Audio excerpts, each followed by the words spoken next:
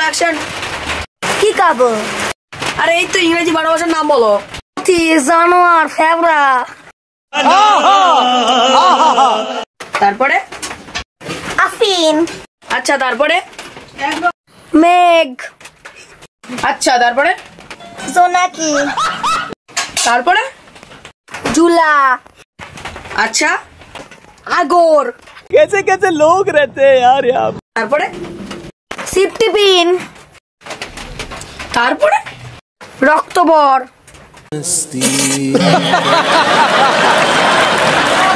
তারপরে নবাব। আচ্ছা তারপরে বিষ। জানোয়ার। শেষ।